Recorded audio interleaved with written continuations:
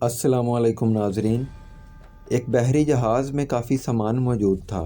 سفر کے دوران طوفان کی وجہ سے جہاز ہچکولے کھانے لگا۔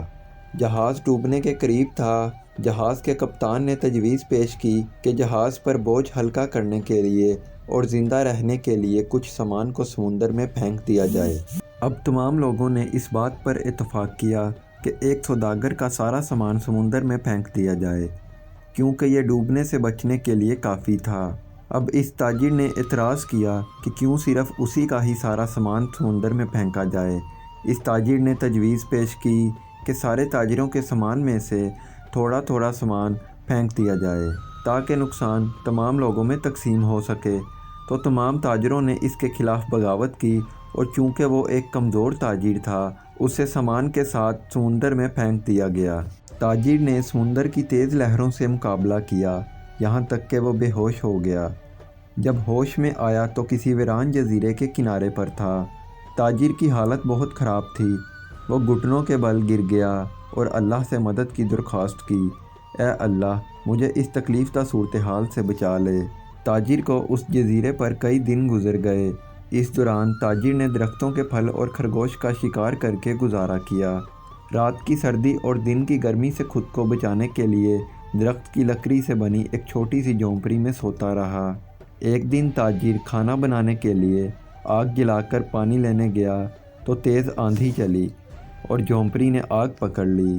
تاجر دوڑتا ہوا آیا اور آگ بجھانے کے لیے ہر ممکن کوشش کی، لیکن آگ نے پوری جھونپڑی کو جلا کر راکھ کر دیا۔ تاجر زور زور سے چیخنے لگا، اے اللہ، کیوں مجھے غلط طریقے سے سمندر میں پھینک دیا گیا؟ میرا سارا سامان ضائع ہو گیا۔ ایک جھونپڑی تھی وہ بھی جل گئی۔ اب میرے پاس اس دنیا میں کچھ نہیں ہے۔ میں اس جگہ پر اجنبی ہوں۔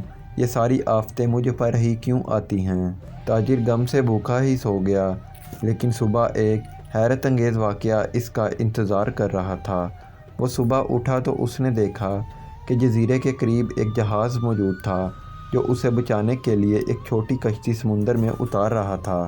تاجر جہاز پر سوار ہوا تو اس نے ان لوگوں سے پوچھا کہ انہوں نے اسے کیسے ڈھونڈا۔ انہوں نے جواب دیا کہ ہم نے دھواں دیکھا، لہٰذا ہمیں معلوم ہوا کہ کوئی مدد کے لیے پکار رہا ہے، اس لیے ہم یہاں چلے آئے۔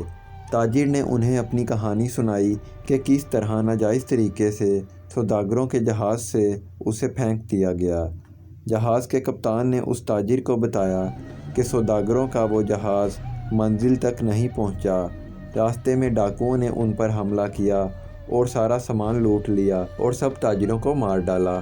تاجر یہ سنتے ہی سجدے میں چلا گیا، پاک ہے وہ رب جس نے مجھے قتل سے بچایا اور میرے لیے بھلائی کا انتخاب کیا۔ اگر آپ کے حالات بگڑ جاتے ہیں تو خوفزدہ نہ ہوں، بس اتنا بھروسہ کریں کہ اللہ ہر چیز میں حکمت رکھتا ہے۔